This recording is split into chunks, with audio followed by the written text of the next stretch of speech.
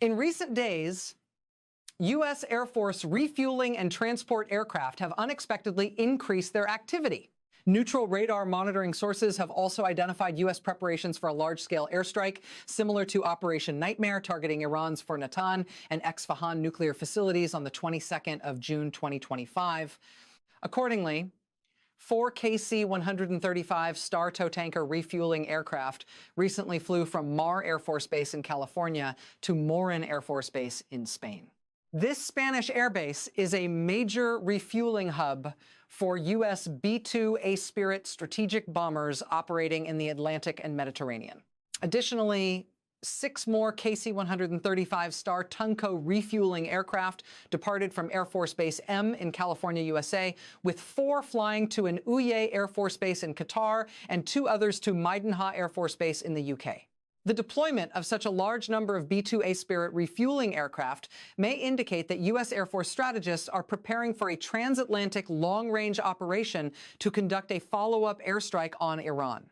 In addition to the refueling aircraft, 3 C-17A Glowbuster, 3 transport planes, were also reported flying from the U.S. ahead of the swarm, capable of transporting air defense systems and ammunition to U.S. facilities in the region.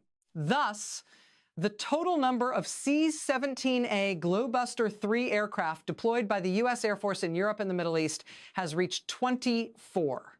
Furthermore, F-15E Stryker Ego fighter jets and A-10 Thunderbolt II attack aircraft have been observed at Mughfadi Air Base in Iran.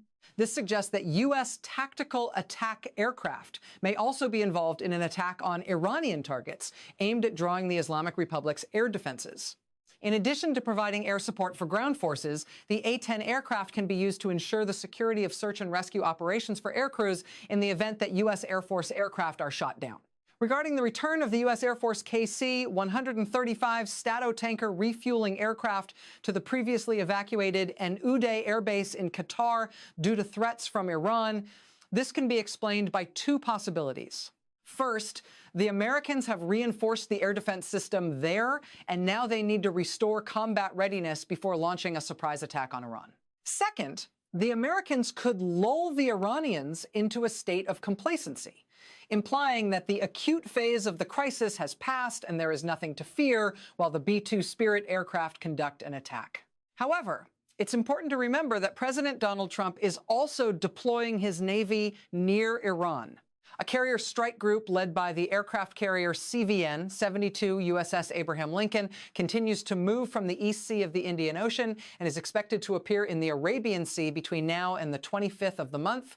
With the presence of this nuclear-powered carrier strike group, there is no doubt that U.S. Navy nuclear attack submarines equipped with BGM-109 cruise missiles are targeting Iran from the Indian Ocean. This could also lead to the deployment of additional missile systems. The deployment of MIM-104 POS and THAAD to the Middle East is also highly likely. In Israel, new launch platform deployment facilities were built in the summer and fall of 2025, allowing for the deployment of 3 THAAD batteries. Meanwhile, 2 batteries deployed to Israel in October 2024 and October 2025 remain in combat readiness. The bus air defense system could be deployed at the Anu Air Base in Qatar and the U.S. Navy's Logistics Center in Barents. Meanwhile, the U.S. Navy's MQ-4 Seachan drones continue to conduct aerial reconnaissance off the southwestern coast of Iran. As the strong rhetoric subsides, Europe is forced to confront the war of the present, not a war that may happen in the future. Regarding U.S. President Donald Trump's assertion that he will not use force to control Geneva, along with the surprise announcement of a framework agreement, this may ease concerns about a full-scale attack and Washington's control over the Arctic island. However, the repercussions of this attack on Europe may not be over yet. On May 21st at the World Economic Forum in Davos, Switzerland, Trump wasted little time launching a scathing attack on Europe as he addressed a packed hall of European officials. He claimed that many parts of the continent had become unrecognizable. Mr. Trump said, "We could argue about it, but there's really nothing to argue about. My friends returned from many different places. I don't want to offend anyone. And they said that I no longer recognize the place." And that's not in a positive sense, but in a very negative one. Europe's opposition to Mr. Trump's efforts to control Greenland and his proposed Peace Council initiative has diverted plans for a post-war economic aid package for Ukraine, raising concerns about a deepening rift in transnational relations. The West had hoped that the Davos Forum would bring Trump to the sidelines, with key European leaders and Ukrainian President Vladimir Zelensky around an $800 billion prosperity deal for a post-war Ukraine, while also bolstering U.S. security guarantees for Ukraine.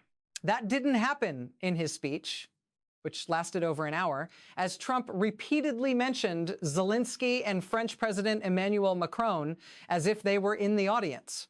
While in reality, neither side attended because they believed it was unlikely any substantive progress toward peace was possible, a U.S. official said no signing ceremony had taken place.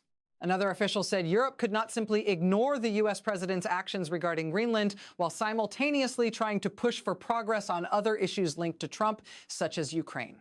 According to a third official, the controversy surrounding Greenland and the Peace Council overshadowed the focus that was expected to be on Ukraine at the meeting in the Swiss Alps. According to informed sources, President Trump plans to meet with President Zelensky in Davos on the 22nd. To make it to this meeting, Zelensky would have to hastily leave the UK and endure a lengthy train journey. Then came a short flight from southern Poland, a trip undertaken by a wartime leader grappling with an energy crisis and constantly under threat. There shouldn't have been such a rush. According to the Financial Times, 6 officials said the prosperity plan wasn't indefinitely postponed and could still be signed at a later date. Speaking on March 20, President Vladimir Zelensky affirmed the importance of the plan. However, he decided not to go to Davos amid the recent devastation it suffered, a large-scale air raid that left many areas of the city without water, electricity, and heating systems during the winter's Z-wave. According to 2 people close to the president, the Ukrainian leader also chose not to go to Switzerland until he received assurances of a substantive meeting with Trump. There, the prosperity plan could be signed. President Trump said he would meet with President Zelensky in Switzerland and stated that both Zelensky and Russian President Vladimir Putin were now at a point where an agreement to end the conflict could be reached. Mr. Trump said, "I am working with President Zelensky, and I think he wants to reach an agreement." This meeting took place on the same day. U.S. Special Envoy Steve Cook and President Trump's son-in-law, Jared Kushner, traveled to Moscow to meet with President Putin. Mr. Trump also said that he was working with President Putin, who, according to him, wanted to reach an agreement to end the conflict that has lasted nearly 4 years. At the same time, he suggested that President Zelensky was also ready to reach an agreement. According to Trump, although both leaders had previously withdrawn from agreements, an agreement was now quite close. The American leader said, "I believe they are at a point where they can sit down together and reach an agreement. Failing to do so would be unwise."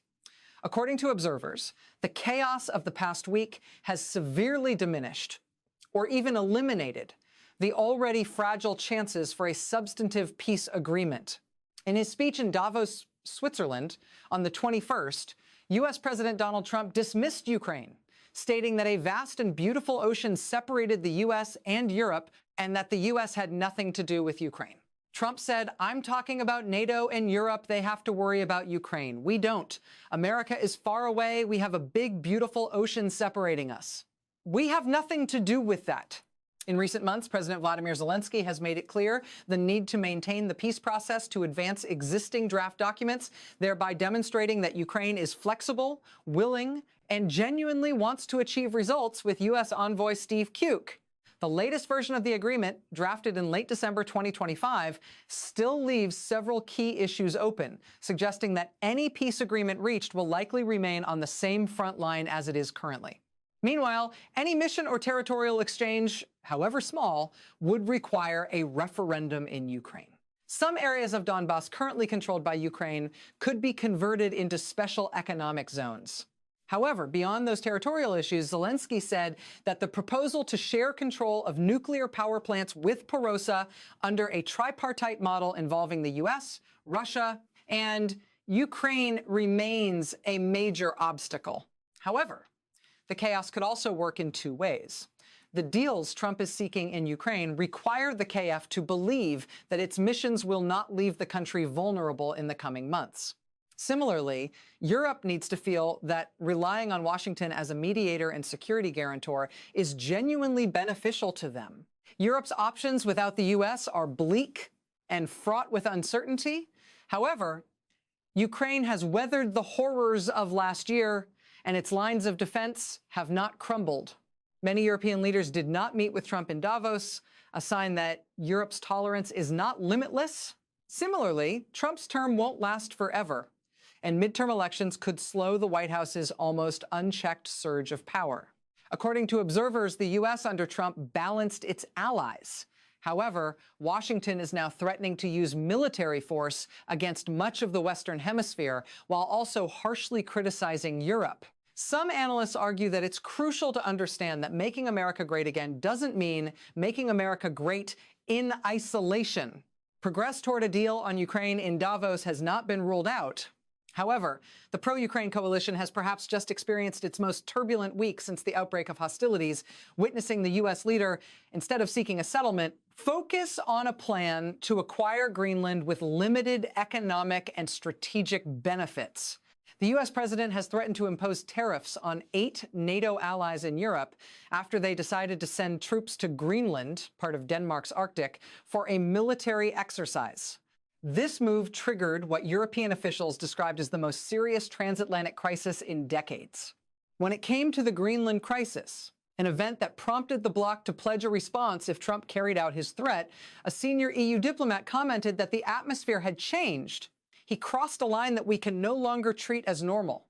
On October 22, Russian officials announced the discovery of 524 corpses in mass graves in the Kuznetsk region, a border area briefly controlled by Russian forces. This information was released to the press by Tatiana Moskankova, Russia's High Commissioner for Human Rights, along with accusations that Russians had committed numerous crimes during their time there.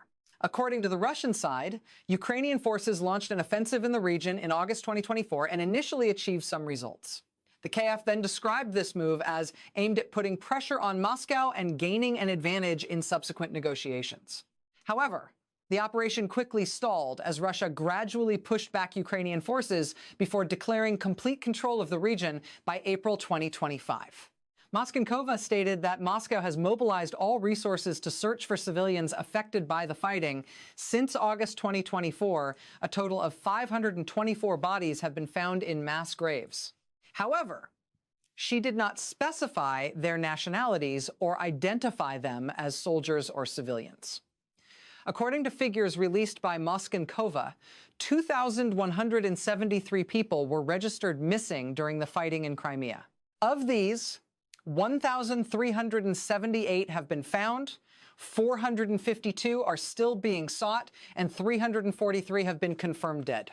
Russian officials also said they have received numerous testimonies accusing Ukrainian forces of indiscriminate shelling, violence against civilians, and mistreatment of soldiers during their presence in the area. Moscow argues that these actions constitute serious violations of international humanitarian law. In addition to the allegations related to the previous period, Moscow also stated that Ukrainian forces continue shelling areas along the Russian border. According to her, as of October 20th, these attacks had resulted in 10 deaths and 52 civilian injuries. Moskankova also accused Ukraine of holding 12 residents of Region C in violation of the Geneva Conventions and called for their unconditional release. In previous prisoner exchanges, some residents of Region C were forced to return to Russia by Ukraine. Earlier, Alexander Bikin, head of the Russian Investigative Committee, stated that a total of 445 civilians had been killed and 553 injured during Ukraine's control of the region.